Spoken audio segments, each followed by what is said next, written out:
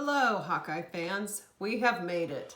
This is the final chicken soup story of our whole COVID-19 quarantine ordeal. I hope you have enjoyed these and gotten some inspiration from them. The final story is called Mrs. G in 3B. The notice was posted next to the tenants' mailboxes in the apartment building I just moved into in Brooklyn, New York. A mitzvah for Mrs. Green, it read. Sign up to drive Mrs. G in 3B home from her chemotherapy treatments twice a month. Since I wasn't a driver, I couldn't add my name, but the word mitzvah lingered in my thoughts after I went upstairs. You see, it's a Hebrew word that means to do a good deed or an act that expresses God's will. It is more than that, really. It's more like a commandment to do things for others.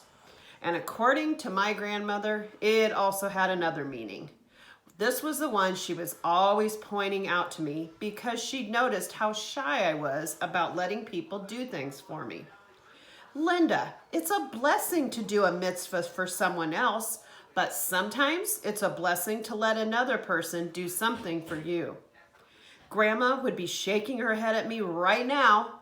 Several of my friends at the graduate school I attended nights had offered to help me settle in after the moving men left. But I'd said, no, I can manage. Letting them help me would have interfered with my image of myself as a capable and independent woman of 21.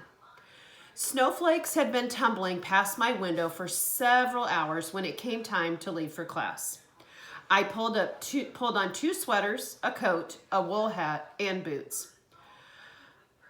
Bundling up for a trek to the bus stop that the real estate agent had dismissed as just a short stroll. Maybe in May it was a stroll, but in this December storm, it was more like a hike.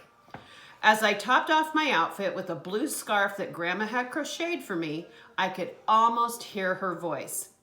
Why don't you see if you can find a lift? 1,000 reasons why popped into my head. I don't know my neighbors. I don't like to impose. I feel funny asking for favors.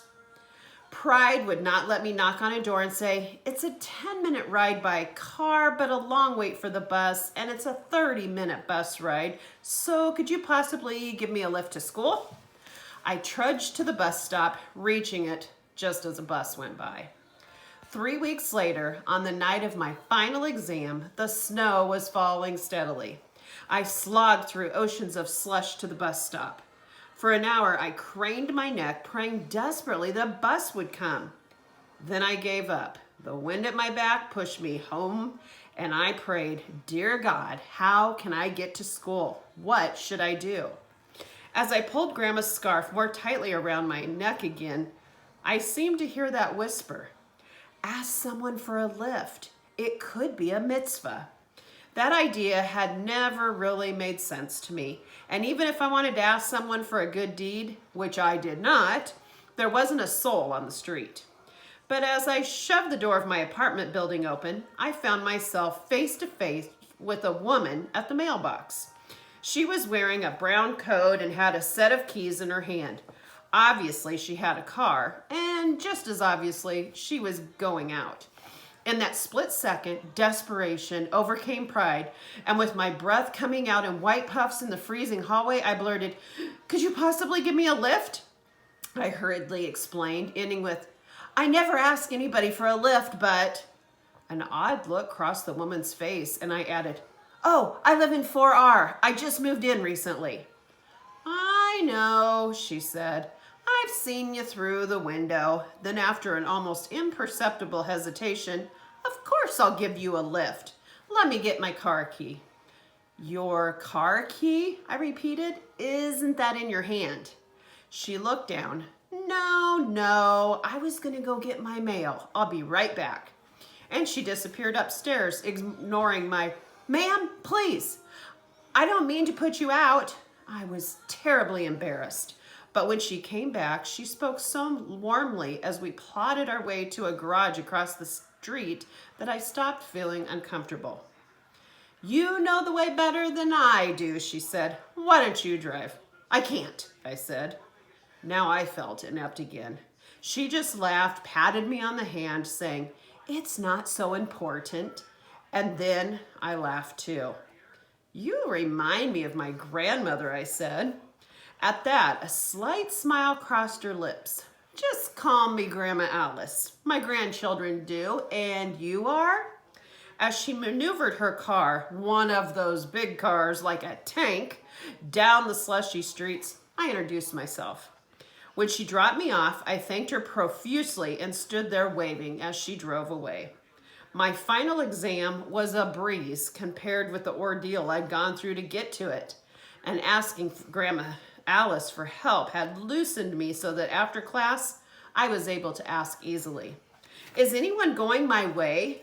It turned out that while I'd been waiting for a bus every night, 3 fellow students passed my apartment house. "Why didn't you say something before?" they chorused. Back home, as I walked up the stairs, I passed Grandma Alice leaving her neighbor's apartment. "Good night, Mrs. Green. See you tomorrow," the neighbor was saying. I nodded to them and was 4 steps up the staircase before that name registered in my brain. Mrs. Green, the woman with cancer. Grandma Alice was Mrs. Green? I stood on the stairs, my hand covering my mouth as the grotesqueness was the only word I could think of, or what I had done hit me. I had asked a person struggling with cancer to go out in a snowstorm to give me a ride to school. "Oh, Mrs. Green," I stammered. "I didn't realize who you were. Please forgive me." I forced my legs to move me up the stairs in my apartment. I stood still, not even taking my coat off. How could I have been so insensitive? In a few seconds, someone tapped on my door, and Mrs. Green was there. "May I tell you something?" she asked. I nodded slowly, motioning for her to sit down in his chair before I sank down on the couch. "I used to be so strong," she said. She was crying, dabbing at her eyes with a white linen handkerchief. "I used to be able to do things for others. Now everybody keeps doing for me, giving me things, cooking me meals, taking me places. It's not that I don't appreciate it, because I really do. But tonight, before I went out to get my mail, I prayed to God to let me feel like part of the human race again. And then you came along." Good night. I've enjoyed reading to you, and I hope all of you have a wonderful summer.